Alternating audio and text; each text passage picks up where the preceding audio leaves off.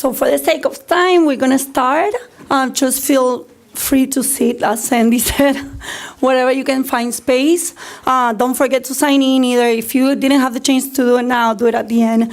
But basically, like I said, this is Freedom Week. We are really, really, really honored to have Sandy here and come in and talk in this session. So for those of you who don't know, Sandy is the program director of the Initiative for Gender Violence Prevention at FIU's Center for Women and Gender Studies and instructor for sex trafficking building solutions. She came to FIU with an extensive background in community engagement and launching award-winning victim service programs for survivors of human trafficking and has worked with hundreds of survivors of child sex trafficking. She has been pivotal in changing state laws to protect sexually trafficked children and ban child marriage, trained thousands of professionals, and advised a strategic protocol and program development for dozens of organizations throughout the nation. Again, thank you so much for coming. This is part of Freedom Week, hosted by also United Wesley Miami. And tomorrow we have a big event. I guess you can talk about it a little bit if you want. Yeah, sure. Okay, sure. Thank you, and please join me. Let's give Sandy a big round of applause.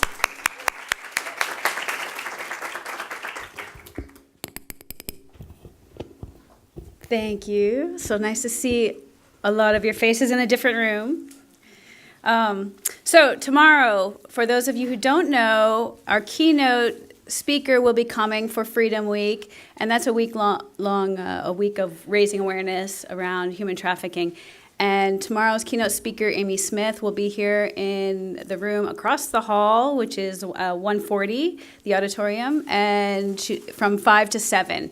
And she is a Juris Doctorate and a survivor leader who is exploited in the strip club. So she's going to be talking about her experience and also talking about the laws related to strip clubs and worker protections in the strip clubs. So that's going to be a really fantastic presentation. Please don't miss it. You can miss rush hour.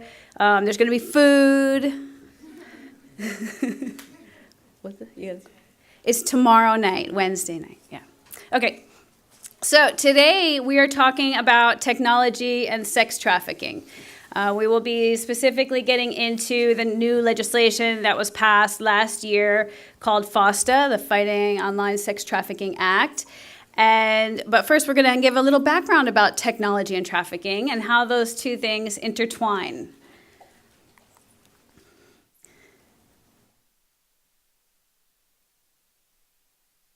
So, how do youth use technology in 2018? Well, how do any of us use technology? One thing, social media, right? This is our social media landscape. Don't read all that. That's way too much. But, MySpace is still up there. Anybody remember MySpace? But clearly we can see there are, hundreds and hundreds of websites that people can interact with each other online today. The Pew Research Center did a study on youth and how they use technology, and they found that YouTube was the most popular, followed by Instagram and Snapchat, and then Facebook. Facebook actually has, 51%, but I think maybe 3 people in my whole class raised their hand when I asked to use Facebook, so I don't know. So teenagers are almost entirely have access to laptops, smartphones. 45% of them say that they are almost continuously online and connected.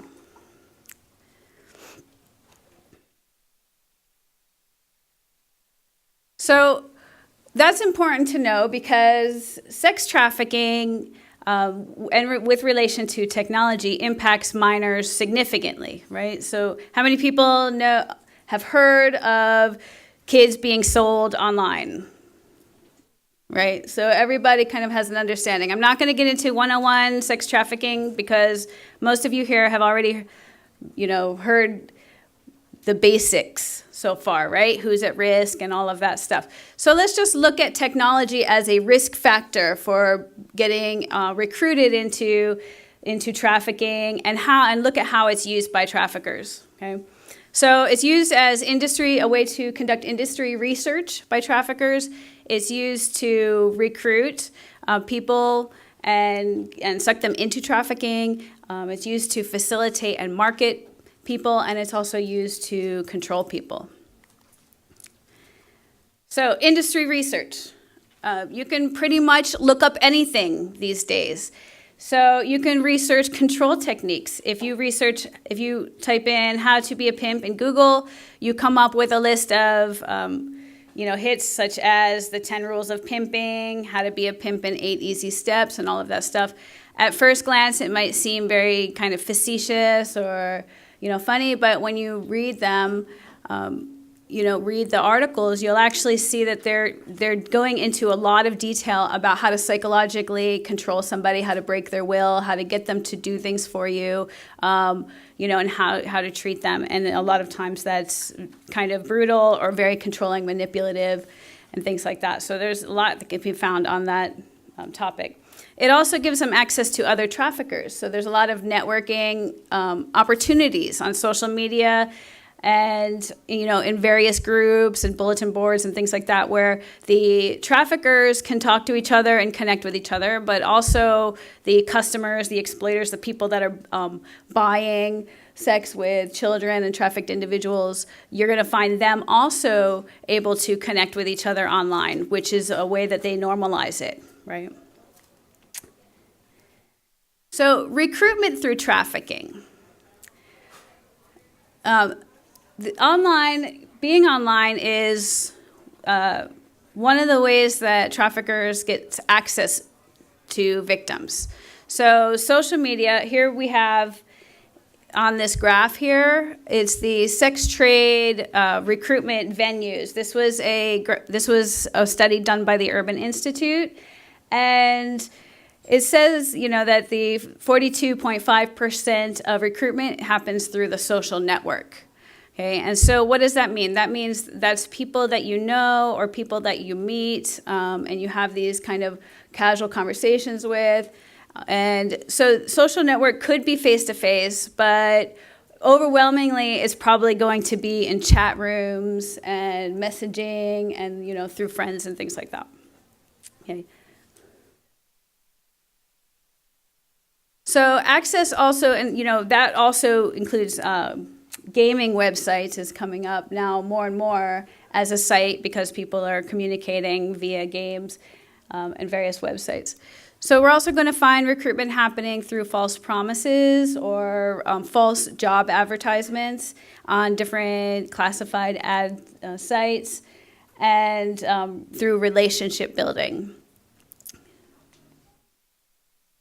So this is what you might find on Craigslist at any given time. If you look up jobs, right, something like that, you're going to find, you want to be a go-go dancer, models wanted, things like that, that might kind of seem kind of benign or, hey, you need a couple extra bucks, you're a college student. I'm sure that you can do any of these things without needing a, college education.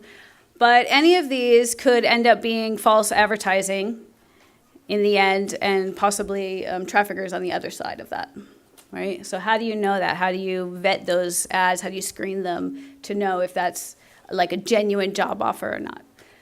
In addition, they also have not just Craigslist kind of local job advertising, but you're also going to see employment agencies and things like that are going to be also online for people internationally. So they'll connect internationally to these employment agencies and then have them bring them to the United States or some other country where that will also be a false job opportunity, and they'll end up having to strip or be forced into prostitution when they get here. So down here, Andrea Powell is one of our big advocates in the nation. And this is a quote by her: "Pimps are professional exploiters. Often they're just spamming a whole bunch of girls with messages like, 'Hey, you look cute. I could be your boyfriend.'" And so, no joke that this really does happen. So one of the most prominent ways that people get recruited is that you're on Facebook or Instagram or whatever, and you just get a random message from somebody who's like a friend of a friend. So the traffickers or the pimps will go into the friend list. They'll start spamming all the friends of a girl that they might know and just start hitting them up. Tell them they're beautiful, their pictures look really nice, they should be models, things like that. And so they start getting they start feeding on the insecurities, especially that girls have when they're in their teen years and trying to form their identity as women, which oftentimes is constructed around this idea of beauty and attractiveness for men. So they feed on that, right? And so now in this society that we have, where we're not actually having these interactions face to face, we are feeding in and projecting into that interaction what we want to hear. So this person's saying they want to be their boyfriend, or they would treat them really well, or whatever.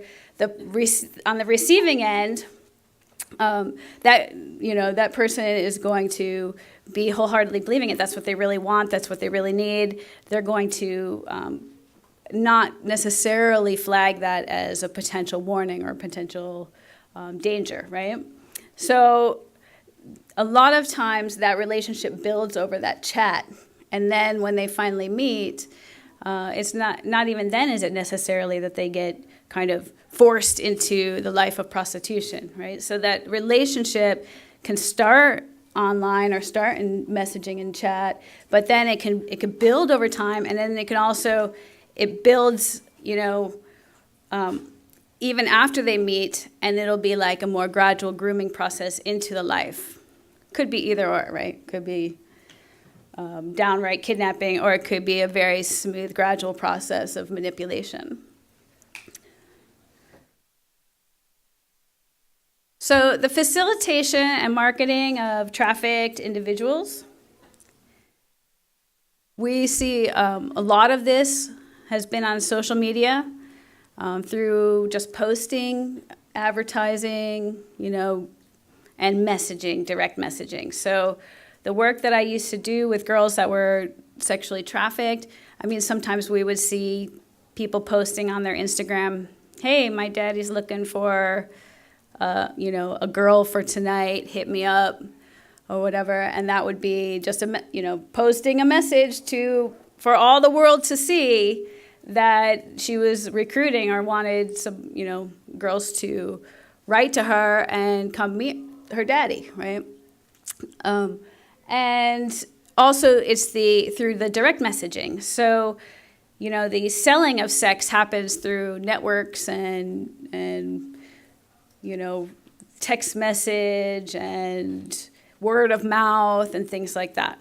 And that happens a lot, especially when you're dealing with minors. You're going to find a lot of that under the radar kind of word of mouth type of advertising, right? Another way that they are marketed or facilitated is through the online escort sites. So we're going to get into that in a little bit. And so basically those are just websites that were created for escorts to sell escorting services, right? Prostitution is illegal. That's why it's called escorting, because it never is directly stated that sex would be for sale. It's just dates, right? So that's why escort services were technically legal, right?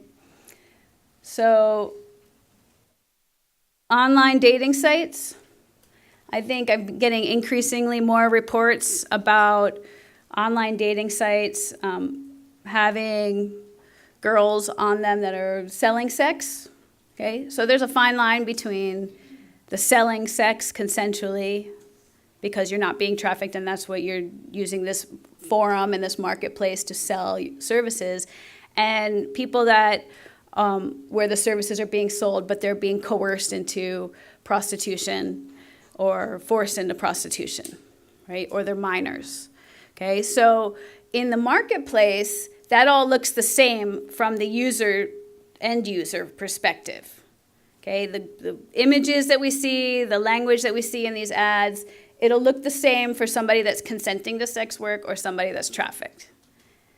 But it's the other end that is the concern, because the traffickers will use the same forums as the people that are consensually selling sex, right? Review sites, just like Yelp or something like that, okay? Sex workers had Yelp. They didn't have Yelp, but they had something like Yelp, right? They've had several sites where you can get on and you can review customers, talk about whether they were, how they treated you, did they pay you what you were due, were they respectful, and all of that stuff. And vice versa, you also see review sites of the sex workers themselves as well. So you see the customers are also online making reviews that generally aren't very respectful and nice, because generally they see people in the sex industry as products, pieces of meat that they can buy, and so that's how they talk about them. And you'll see that, like, the customer's always right and all of that stuff, right? So that is also another way that we've seen this. And in those review sites, a lot of times there's trading of the pornography. So we would see a lot of customers would actually video the sex that they were having, whether it's with somebody that's been trafficked or not. They would video this act, and then they would share it with people on these review sites, or they would sell it, right? So without the authorization of the person that they videoed, right? So now they're making money off of this on the side and putting the pornography out there without that kind of additional consent from that person. So all of that stuff happens on there. Mobile devices, the text messages, the images, all of those things are absolutely integral to this. In fact, law enforcement, number one place where they go to find evidence is the phone, because those text messages do everything from recruit, control, set up dates, everything. They're sending naked photos to potential customers and all of that stuff, scheduling, locations, all of that is on the phone. The dark web. Unfortunately, I'm not a computer science expert, so I really don't know tons about the dark web, but we hear more and more reports of, pornography, especially child pornography, and different kinds of trafficking happening via the dark web. And then payment is another way that technology is used to facilitate and market. So traffickers don't want money trail. They don't want to be holding tons of cash if they get pulled over by law enforcement. They also don't want a bank account that can be tracked easily and all of that stuff. So what they tend to do is they get those prepaid credit cards, those vanilla cards and stuff that you can get at the CVS. So a lot of times the transactions will happen, then the cash will be brought to CVS, they'll get those prepaid cards, and then everything will be on those prepaid cards, which doesn't look as suspicious. Another one is PayPal. They've used PayPal, Venmo, things like that. Those technology-based money transfers. And also they're using more and more cryptocurrencies like Bitcoin and stuff like that. Because those, especially with the cryptocurrencies, it's much more difficult to track, right? So the financial sector is getting more savvy about tracking the money, the chain of money through these different technologies, but the traffickers are also staying on top of their game and trying to stay ahead of it.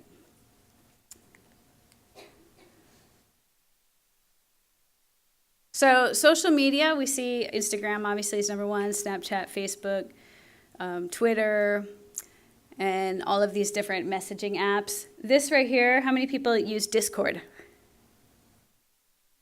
What? Really? Oh, you guys are too old. That's what it is. So Discord, I learned from my teenage son, is an online server that you can join with your friends, so you can chat while you're gaming and things like that. So you can all be in the same game together, Fortnite or Rainbow Six or whatever you're playing. But you can get on this server with your friends, and then you can like have this side chat going on at the same time. So you're constantly communicating, which that in itself is very benign, and it actually adds this nice social element to gaming, which I appreciate because then he has to work together with people. But the seedy side of this is that it's also used to open up servers like these, which are highly sexually explicit, like Kinky Galaxy, the Ultimate Smut, and all of this stuff. And it tells you it's for 18 and over. And so they open servers, and you can just search them. And, if you're interested in it, you can join it, and then you're going to be in a room able to chat with anybody else that's in there with the same interests. Okay? So, so these can be used for nefarious purposes, obviously, and what we've seen is that through these kinds of gaming chats and things like that, kids have been meeting adults, and maybe adults are posing as younger people, or maybe not, but they're starting relationships and talking through these means.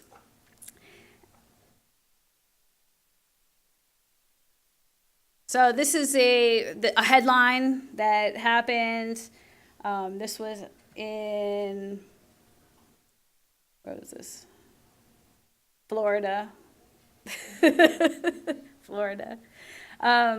So these were actually students that were of a school that were prostituting out other students. So this also shows you that traffickers and pimps don't necessarily have to be these kind of savvy older businessmen types, right? They can come from all different levels. And so these two were students.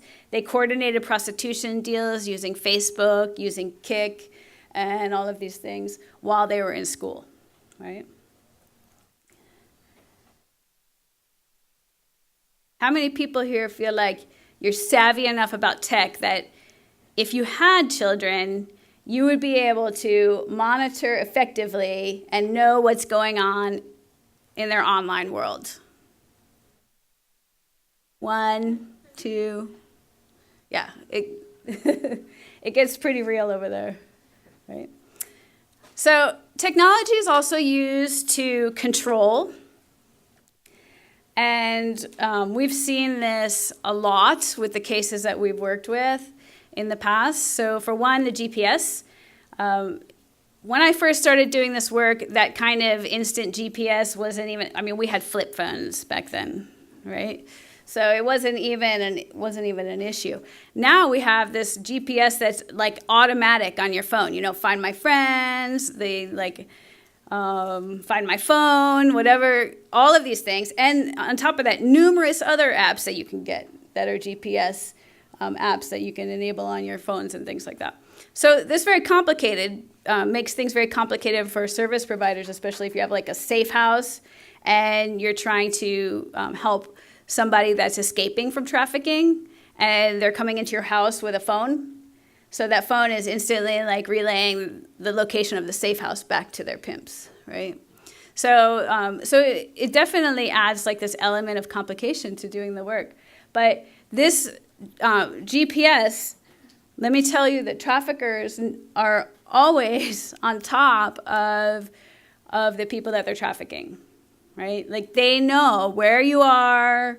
It's like how you hear about domestic violence situations and stalking and things like that, that they have an obsessive level of control where they are constantly watching the GPS. They're watching her walk down the street. They're watching, go to school, wherever. And so that is always a part of trafficking. I used to do street outreach into prostitution zones in Miami, up in 79th Street and things like that. And it was like that. It was, when we would talk to somebody on the street, they would instantly get a phone call from their pimp. Like immediately. We wouldn't see the pimp anywhere, but the rule was if we can see the girl we were talking to, then the pimp saw us because he was somewhere close by or whatever, monitoring, and then using that phone to continue the monitoring and to check in. So always checking in. What are you doing now? What are you doing now? So the texting and chatting that goes along with that. incessant texting. Okay? We always knew that there were active pimps when we were working with cases because the girls wouldn't stop texting them on their phone. They had to, because they would get in trouble if they didn't respond to the texts, because that was part of the control that they had, right? So we were working with, for example, there was a case that got prosecuted that a girl was she was trafficked from Salt Lake City. She took a bus to Orlando, and then they caught the trafficker in Orlando. So the trafficker was in Orlando. He reached out on social media, got to know her, convinced her that, there's nothing for her in Salt Lake City. Maybe, I don't remember her family life, but it was probably unsatisfying, or maybe she had big dreams and wanted to be involved in, modeling or something. So he managed to convince her, bought her a bus ticket, convinced her to get on the bus. And the whole time that she was traveling, this is part of the evidence that they used in court. The whole time she was traveling from Salt Lake City to Orlando, he was texting her, like incessantly, to the point where he knew when she was leaving the bus to go to the bathroom, right? And he would have to give her permission to get off the bus to go to the bathroom when the bus made like a pit stop along the way, right? She would text him to ask, is it okay if I leave the bus to go to the bathroom? Okay, so that's the level of control that we see in these cases, right? And for a lot of especially young people, especially young girls who've grown up with neglect, abuse, sexual abuse, and things like that, this kind of level of attention that they're getting from a trafficker, even though it's obviously incredibly controlling, unhealthy, manipulative, and all of those things, to them might feel like this must be love, right? It's like, look at all this attention. I must be special because I'm getting all this attention. Because they don't necessarily yet have an understanding of what those healthy boundaries are, and that sense of like individuation, sense of self outside of your relationships or your obsessive relationships. So reviewing text and online activities. So anything that happens when they come home, if they're, for example, walking the streets or out on dates, or maybe even going to school, because traffickers will, let the youth, especially that are living at home with their parents, they sometimes let them go back home to their parents, go to school, and then they pick them back up on the weekend, things like that. But they will, whenever they get back in their vicinity, they'll look at their phone. They'll take their phone as the first thing they'll do. They'll look at all the text messages. They'll look at the emails. They'll look at the web browser history, things like that. And they'll look and see what you've been doing. So that's why a lot of these sites, like domestic violence sites and, the human trafficking hotline and things like that, they have that safe button. So like you get on, and the first thing that pops up is, if you think somebody's going to monitor your browser, then, click this immediately. And so that it just like clears it out so you don't get caught. That's what that's there for, right?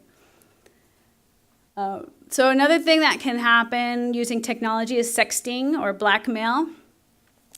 So sometimes people get pulled into sex trafficking because they've been, forming this relationship by text and sending nude selfies and things like that, especially young people. And then the trafficker will say, you know what, I've got all these images of you. I'm going to send them to all your friends. I'm going to send them to the school. I'm going to send them to your parents unless you do what I want you to do.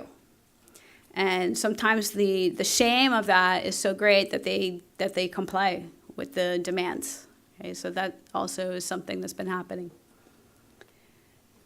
So no sexting with people you don't know. Photos and video. So often, obviously photos and video are used all the time. There's all kinds of, pornographic videos and images and things like that. They're constantly exchanged back and forth. So that's just part of it. And then there's this interesting one, the spy apps. How many of you know that these exist, spy apps? Yeah. So you can actually download this onto this one's probably old at this point, but you can download this on your computer, and it will literally tell you everything that's been happening. You'll be able to see all the emails in real time. So, a trafficker can have this on his computer and link it to, the girl's computer, And if she's writing an email, or if she's online, or if she's texting somebody, he would be able to see it in real time, like right away. Yeah, it's only $49.99. Right? Something like that. Yeah. But there, there's like virus like screeners and stuff like that. Like there's actually spyware and like, applications that you can then put on your computer to see if there is spyware on your computer. So, wonderful world of technology. Okay, so we also use technology for good, right? So the big question in the field is technology, it seems to be, proliferating sex trafficking. Like we see it more often. We're networking customers and traffickers together. We're advertising kids and trafficked individuals online and all kinds of stuff, right? But here's the question: like, is it increasing trafficking? Is it making trafficking worse? Or is there a balance? We don't really know that. We don't really have the research to tell you how that balances out, because technology also, on the flip side, is used for good, right? So we also can use the technology to help in this situation. So law enforcement uses it to investigate proactively. So we have new software that they download that is machine learning and AI capable. So basically, you could put an image in. So, in India, for example, they have facial recognition software that they're using to be able to locate missing kids in the street. So you could take a picture of a missing kid in the street, upload it, or like a homeless kid in the street, right? And then upload it to this data bank, and you'll be able to connect it to, where they belong or where they came from. So that exists. And with the machine learning, with some of these online advertising of sex work and things like that, you can literally put images in there or put nicknames in there of people or whatever kinds of keywords. And it will, if you get the ad, you put it up there, it will start scraping the internet for all of the related content. So anywhere there's a picture that's similar to that, it'll pull it up. Anywhere where that same phone number comes up, it'll pull it up. And it's because it's machine learning. For example, if you have an advertisement of somebody that was sold in an escort site online in Miami, and it has an image and a number that you can call, right? So you plug that in, and you might see that similar image or same person with the same number came up in Orlando, came up in Pensacola, came up in Biloxi, came up in New Orleans. And then with the machine learning, all of a sudden it will say, same person, different number. And then the different number will come up, Houston, San Antonio, and you'll get the track. So law enforcement can actually track the movement of these advertisements getting posted all over the country. And it'll notice when like phones were thrown away, like burner phones will get thrown away and new ones will get added to that same kind of account. It also allows them to communicate with each other, so they can write notes and say this person is a missing kid or runaway from Miami, and so that when the Houston law enforcement finds the same advertisement or finds that actual person, they can look it up on the site and they'll see the note saying that that's a runaway from Miami. So then they know who to coordinate with to get them back for services and things like that. So it's really fascinating technology. And, the trick is trying to stay ahead of the game, right? So how can you keep evolving your technology so that the traffickers don't say, oh, I know what this is now, and so now we're going to do something different, right? We're going to make it so you can't find us via that. So in the beginning, when we had advertising on Backpage and stuff like that, they used to have just a phone number, right? And then these were the early days, and we would go on Backpage and just copy that number and put it in the keywords box, and it would bring up like all of the same ads with the same number. So we would be able to see, they got wise to that. So then they started doing like, 305 FIVE dash heart, 1, 2. So they would like spell things out and make it harder for the coding, right? So that you couldn't just copy it. It would be different every time.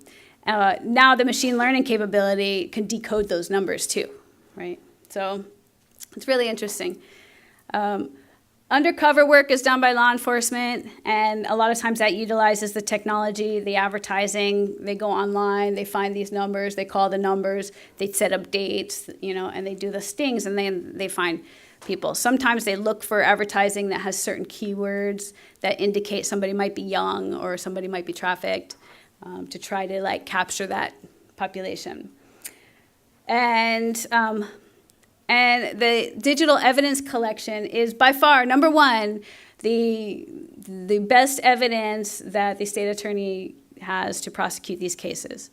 So trafficking is difficult to prosecute, especially sex trafficking, because of the complex relationship between the trafficker and the traffickee. So a lot of times the people that were trafficked don't want to testify, or they have trauma symptoms that are flaring up that make it very difficult for them to have a good memory recall. And they're not generally known to be very good witnesses when you're prosecuting a case against a trafficker. And they might just kind of run away and just not show up. So the prosecutors tend to rely very, very heavily on digital evidence. So they go to the phones, they download all the contents of the phones, any kind of like online advertising, all of that stuff is the evidence that they need to prosecute them both federally or at the state level, right? And sometimes that is the most compelling evidence that they have, is that. In 2014, Apple got into some trouble with the federal government because they have end-to-end encryption on our phones, which means you can't, you have to be able to get into the phone to see anything that's on the phone. And so the government was trying to make Apple give them a back door so that they would be able to investigate these more serious federal cases like this and be able to like get into the phones through some other way, but Apple refused. It went to court and all this stuff. So there's a huge underlying argument when it comes to technology, and in this way is kind of the freedom and the right to privacy, the freedom of privacy that you have. Can government spy on you to catch traffickers, things like that? All of that was coming up, has been coming up in the more recent years. So advocates, we use, this is what we did. We use technology too. So we use technology to reach out to potential victims of trafficking and to start engaging them with building a relationship with them. I've gotten girls to come off the street I've never met before who were on the run and accept services because we started forming that relationship just by saying, hey, what's up on Facebook, right? You can continue that rapport through services. Gone are the days where mental health services are just like, oh, you weren't at the house today, so I'm going to leave a letter for you. That's the way it was and still is sometimes. But, kids, especially young people, they want to communicate with you through text. So it's like, hey, you coming in for your appointment? And you can text them. That actually builds a lot of rapport with them, which is necessary for these particular types of cases, because that's how you keep them engaged for services and keep them coming back for healing and support and things like that. So we've helped recover runners using, online. They have their profiles pretty much public. Sometimes they're RSVPing for different parties here and there. You can just show up, right? There's a lot of things you can do just by kind of checking out their profiles and things like that. You can help keep them safe. When you check out the profiles, you can also see who they're hanging out with. You can see that some of their friends on Facebook are also maybe clients of yours, and you didn't know that they knew each other. And you can also see that this person's, you also know, like, for example, one girl's pimp is particularly brutal, and you know that because you hear it from that other girl, but then you see on this Facebook that another client of yours is friends with her, right? And so now you kind of have this idea, okay, maybe she knows this other pimp too, or maybe he's her pimp, or maybe she's in danger of that guy snatching her up. And so you actually have a better sense of what's going on in their life if you can pay attention to that, right? ID potential victims.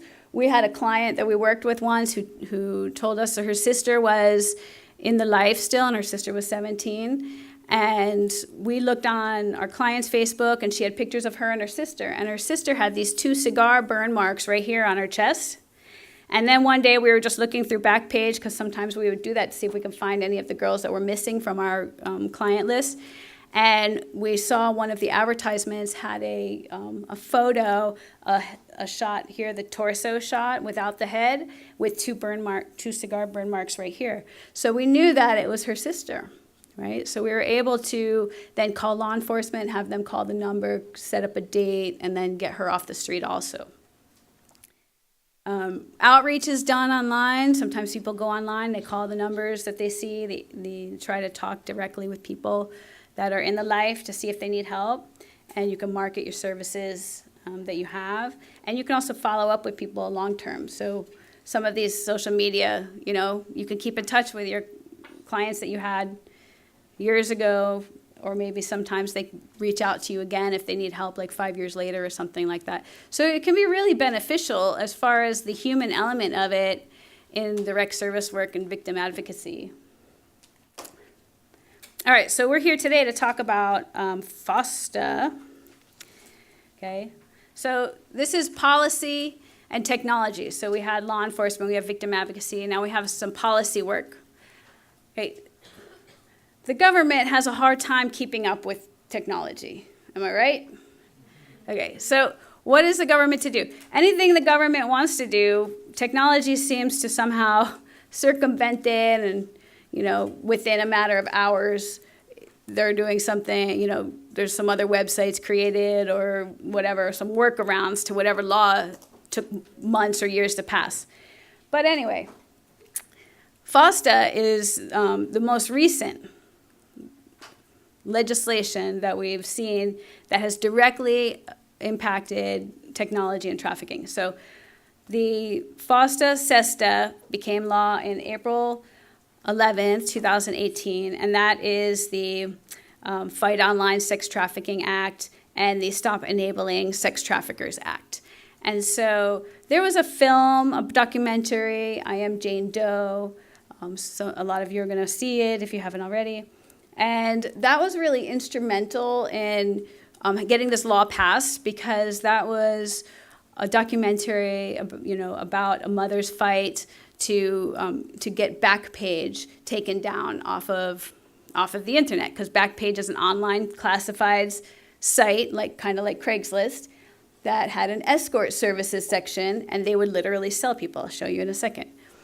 Well, this particular mother that was on this mission, her daughter was sold on Backpage, and then she was murdered when she went to one of her dates. Okay, so I forgot how old she was, but she was a teenager. She was a minor. So this shouldn't happen to anybody, right? Obviously, we don't want children being sold on Backpage. So this particular law actually clarifies the U.S. sex trafficking law to make it illegal to knowingly assist, facilitate, or support sex trafficking. Okay?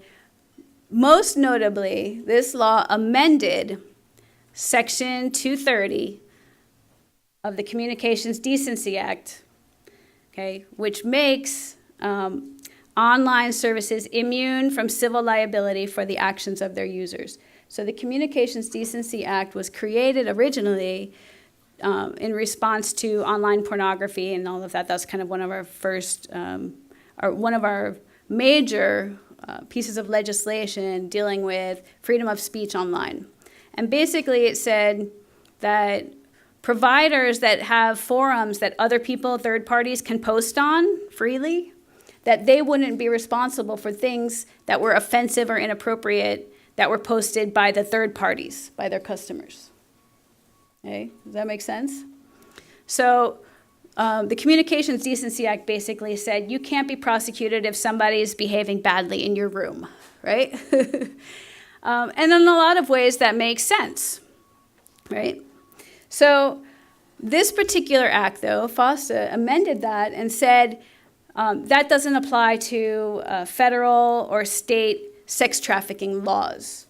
So in the case of sex trafficking, the feds or the local law enforcement can hold websites accountable if they knowingly were facilitating sex trafficking on their website. Okay? That's a huge change, right? Think about that for a second. So what kind of websites are out there that host third parties? Like, you know what I'm saying? What platforms exist where third parties contribute freely? Pinterest? eBay? Craigslist, Reddit, social media. Like pretty much everything now has that component to it, right? Most things. Okay, so what was the impact?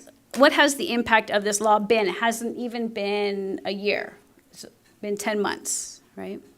So before FOSTA, sex-related content would appear in many forums. So we would have information and bulletin boards, people posting all over the place. Literally, they would post on bulletin boards like that there were sex workers working on this corner or that corner, or in real time, whatever. Escort and customer reviews that I already explained to you. Facebook groups, so we would see not just messaging, but pages, Facebook groups, all of those various renditions of Facebook groups. Individual profiles on Twitter, Facebook, and all of those other social medias, and online classifieds ads primarily, right? So we would see things like this. This is Facebook teen sex group, 26,000 likes. Okay, you have to ask to join. It's not up there anymore. So, and then over here on the right, we have a random page off of Twitter. Back when I made these slides, I literally just did a quick search for this stuff. But, this is where, like I said, people can get together and network and talk about their common interests, right? Now, a lot of times in Twitter, you may or may not know this, but Twitter is loaded with pornography. So any of these, links that are on here could be links to videos or photos or anything, and send you to other sites to purchase things. These are some of the review sites that we used to see. Escort reviews, some of the actual language, obviously not the girl in the pic, blah, blah, blah. And then the infamous Backpage.com, okay? So did Backpage cause an 846% increase in reports of suspected child sex trafficking to the National Center for Missing and Exploited Children from 2010 to 2015? That was the allegation. One of the allegations of the sponsors of these bills said that NCMEC, National Center for Missing and Exploited Children, reported between 2010 and 15, in that 5 years, that reports of suspected child trafficking went up 846%. And they attributed that a lot to the rise of Backpage.com.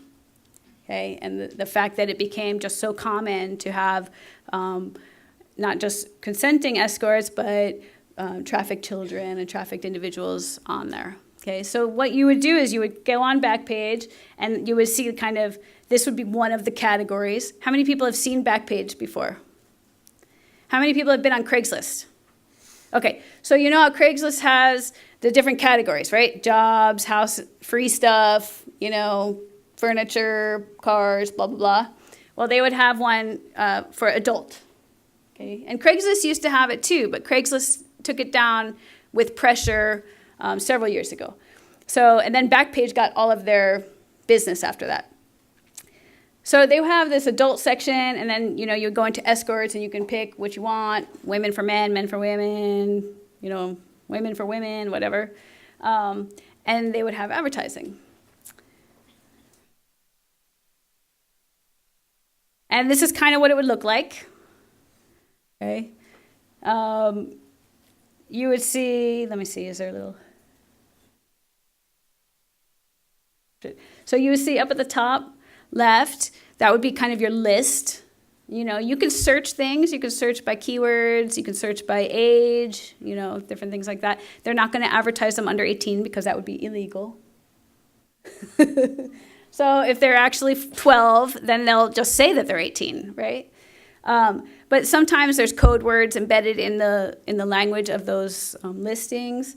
Like new in town often will mean somebody that's either young or somebody that's trafficked from another town, you know, and so new in town would be code for that, things like that.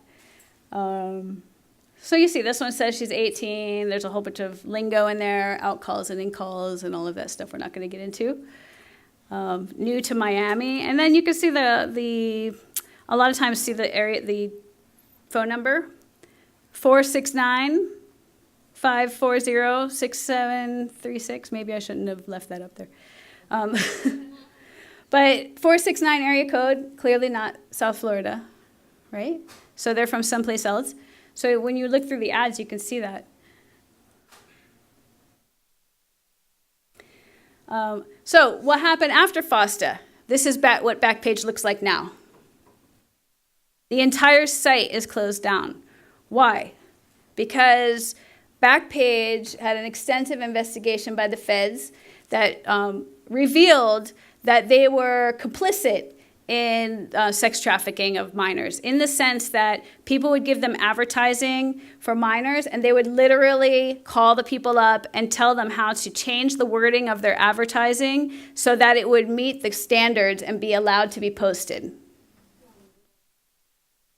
Yeah. So it's like, I know you're about to post a minor on our site, but let me tell you how to word it differently. Yeah, so the feds shut them down, and you know it was a long and brutal fight to get where we are now, and this was part of the reason why this law was passed by all but one legislator. You know, because we wanted to get this guy. And what was happening was that they were getting shielded under that Communications Decency Act. They were saying, we are not responsible for the posting that's going on from other parties. So our hands are clean, okay? So that changed. Here is a whole bunch of reported impacts on different websites. So Backpage was literally seized by the feds. But these other websites then started self-censoring because they became scared that they were next.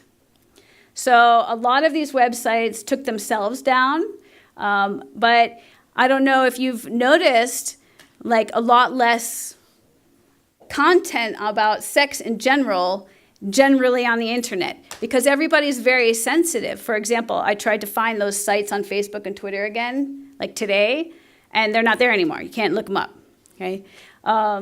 There's a lot of, if you do hashtag sex anything, well, it doesn't even come up as an option, So there's a lot of self-censoring going on with these websites now because they don't want to be caught and possibly implicated under this law, right? So, right, and Reddit, no talking about sugar daddies on Reddit anymore, things like that. So Facebook, Google, Instagram, Twitter, GoDaddy, Tumblr, we've been getting reports that sex workers have been getting their personal profiles censored and things like that as well. They've been getting kicked off of different forums. These are the consenting sex workers and stuff, right?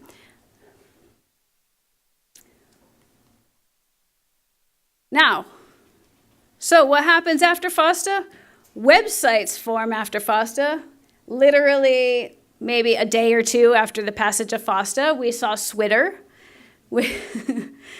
Switter is Twitter just for sex workers. And what's happening is that now these companies are moving offshore. So I think this is an Australian company. And they're using technology that is difficult to trace that particular website back to one flagship company. So it kind of like draws from different places, right? It's difficult to prosecute if not one person owns it.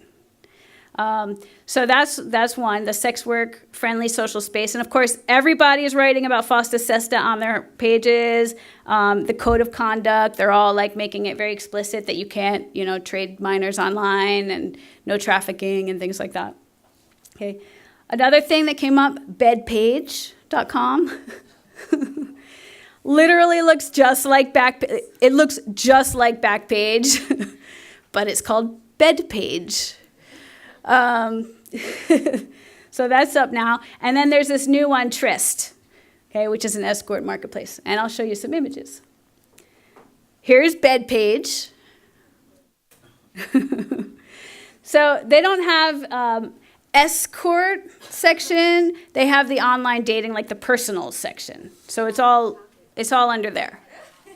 Okay? Yeah, so I need some help with some bills. Okay.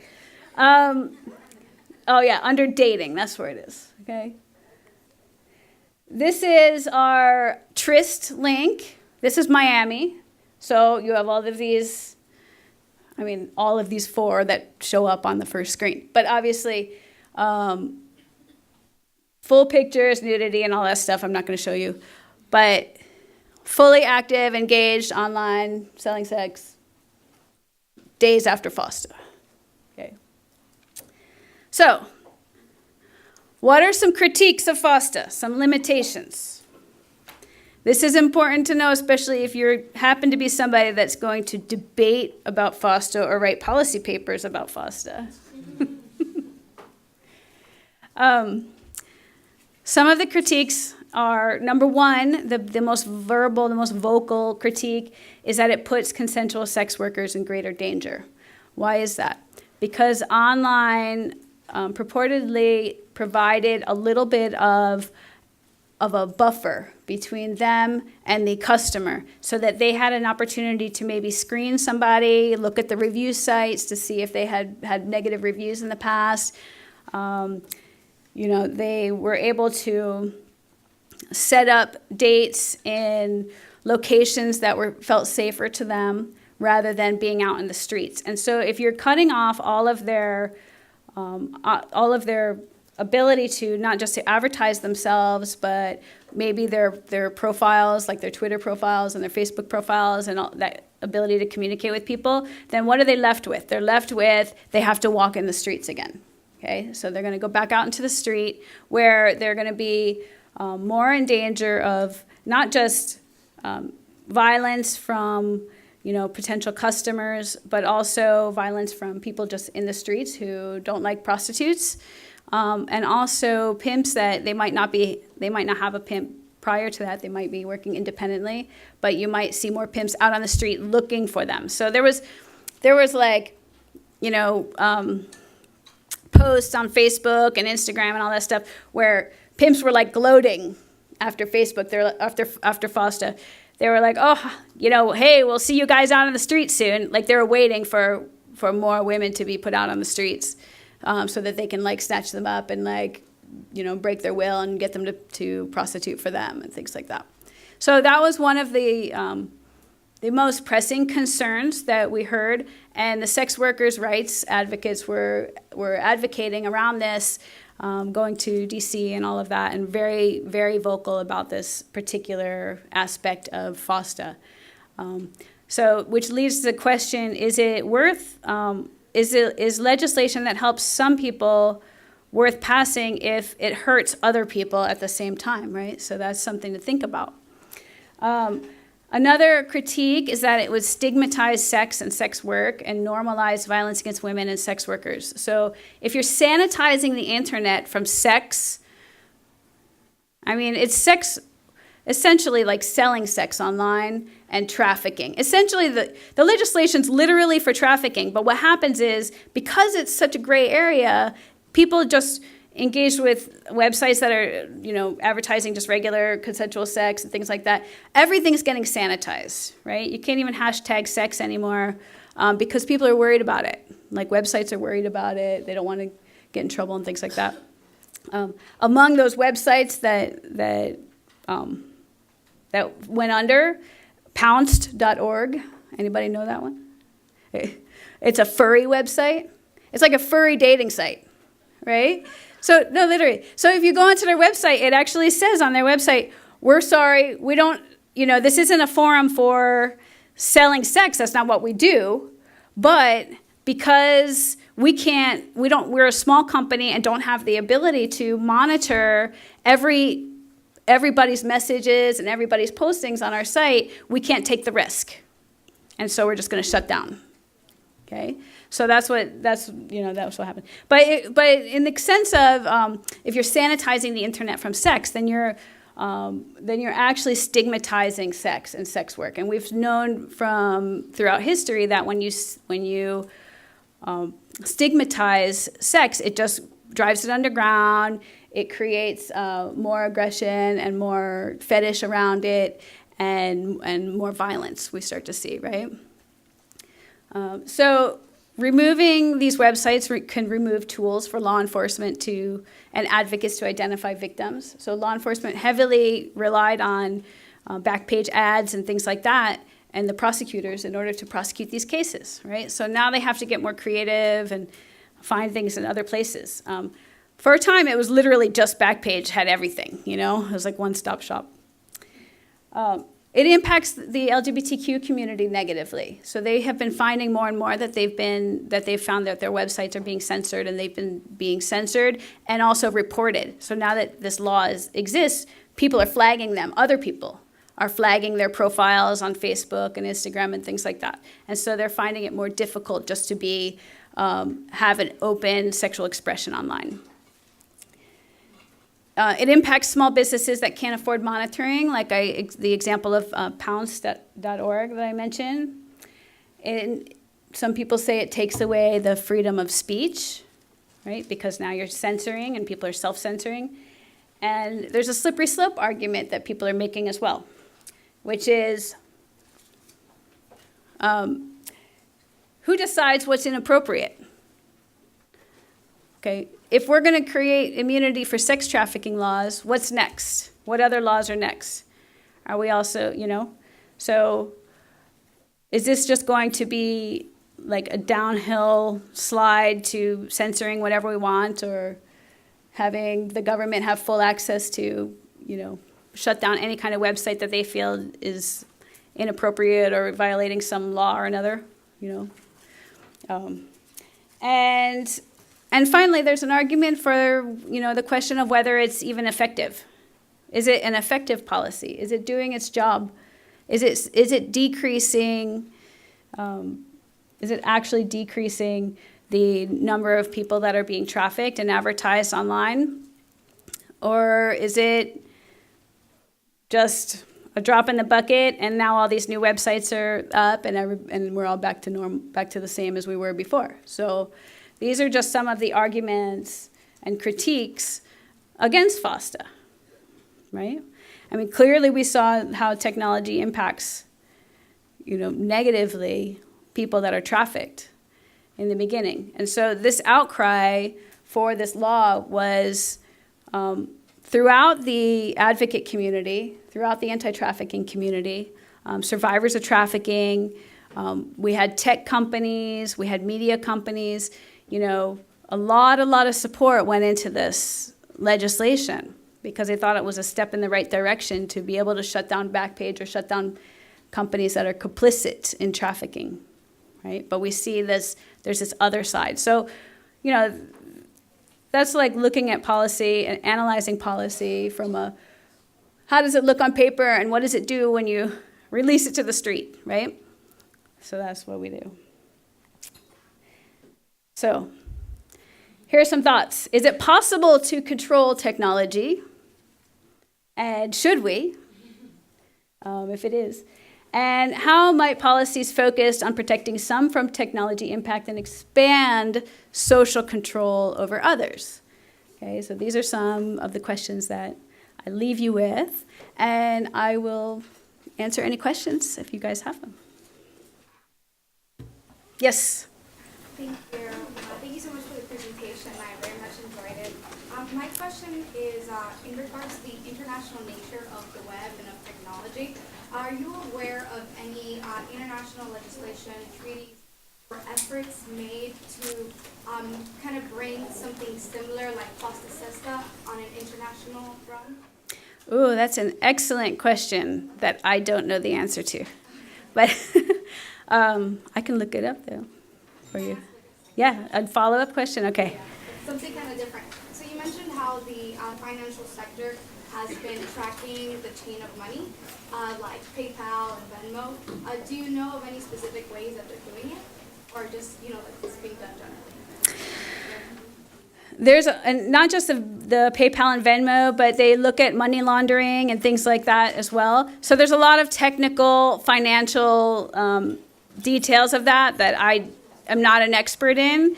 But I do have a friend that has been doing those trainings. So it's really like what to look for. They train people on what to look for. And then they probably have like algorithms and things like that they send out so that it picks up different flags. Yeah.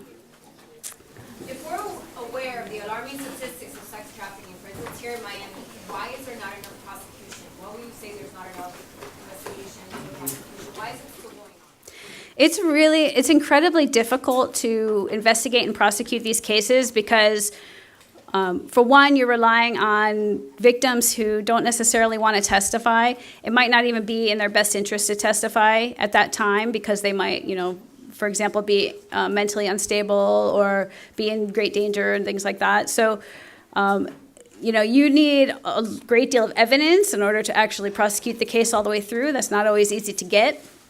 So there's a lot of different factors to that. But that said, we do have a very robust human trafficking unit with the state attorney's office. In fact, they have a whole new building to themselves now that includes law enforcement, victim advocates, and everything. So, yeah.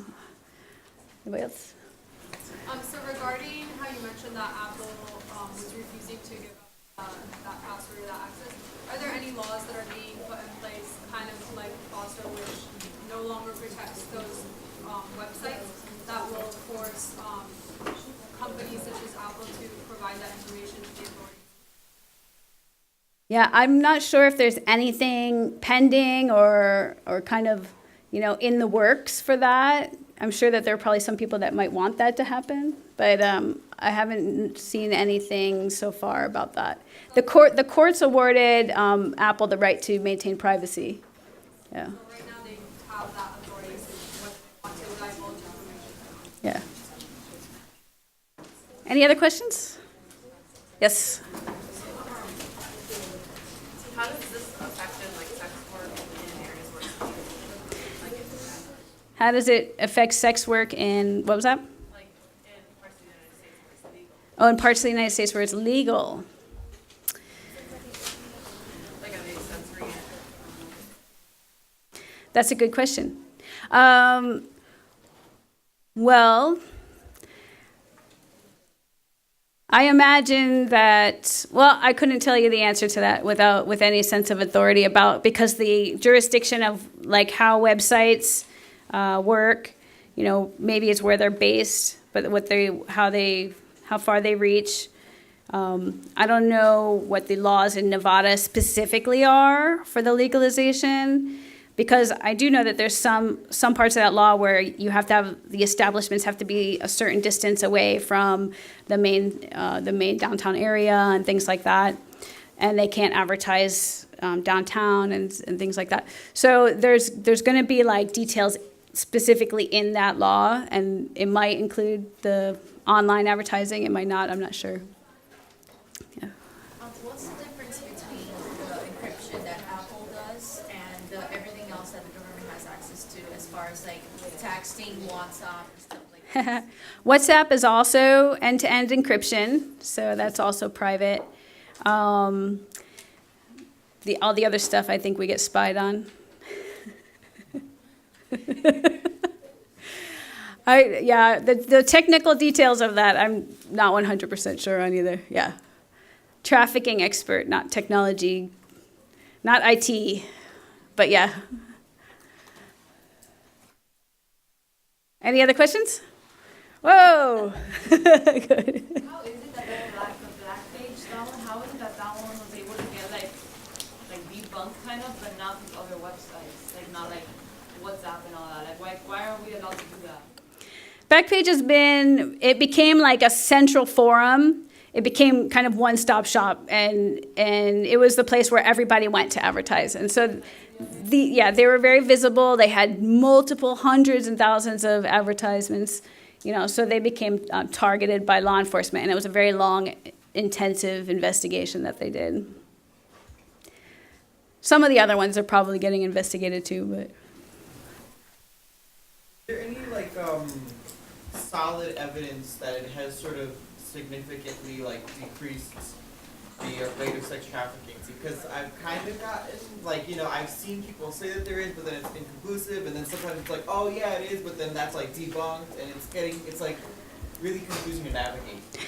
Yeah, well, it's hard to even find the numbers of how many victims of trafficking that actually exist today, right? So we know that counting is very difficult.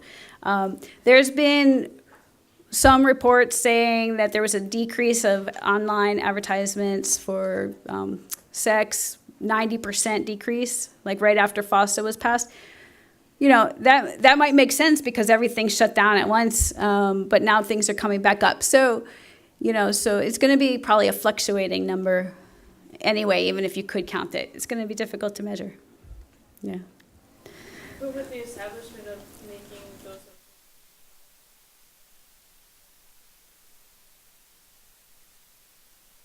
obviously aware of them. Well, the law is if you're complicit in the trafficking. So the people who are the owners. So Backpage was a part of the trafficking because they were facilitating it by helping them reword their ads and stuff like that. So other people are self-censoring because they're afraid that it's going to get misconstrued that they're facilitating, or maybe they are facilitating, that we don't know. But so I think that there's a lot of that kind of reaction going on to the law. A lot of self-censorship. Oh, Backpage will probably be next. I don't know. Yeah, Backpage will probably be next. Some of these are overseas. A lot of them are overseas, so we don't have jurisdiction. Yeah. I don't think FetLife is under investigation.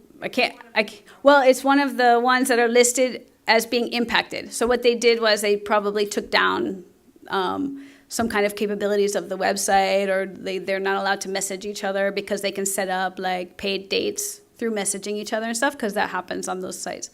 So that was the case with that, but I don't believe that they're under federal investigation. Yeah. It's different.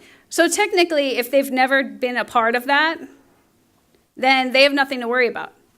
But if they are afraid, or they don't have the power, the capability to monitor because they're a small company or whatever, they don't have enough employees, then they might start censoring or decreasing some of their capabilities and options on their site so that they just don't have to worry about that risk. Last question from me. Yeah. Do you happen to know, or can you tell us a little bit more about the prosecution initiatives that the U.S. has had? Because I know the Department of Justice has enacted different initiatives. I'm aware of ACT teams, the anti-trafficking cooperation teams, which is any federal initiatives that the U.S. has enacted. Can you talk to us a little bit about that? Prosecuting sex trafficking? Oh, you mean internationally? No, I mean within the states, because you mentioned the Department of Justice has for sex trafficking. Well, the state attorney's office now has a building for their human trafficking unit. So yeah, there's a task force that we have, a South Florida Human Trafficking Task Force, and that combines they have the feds, the Department of Homeland Security, the FBI, and also local law enforcement that gets deputized with the feds so that they can do investigations together with the FBI and have access to each other's information and stuff like that. So we have that ongoing here. Yeah. Anything else? No? Okay, thanks for sticking around until the end.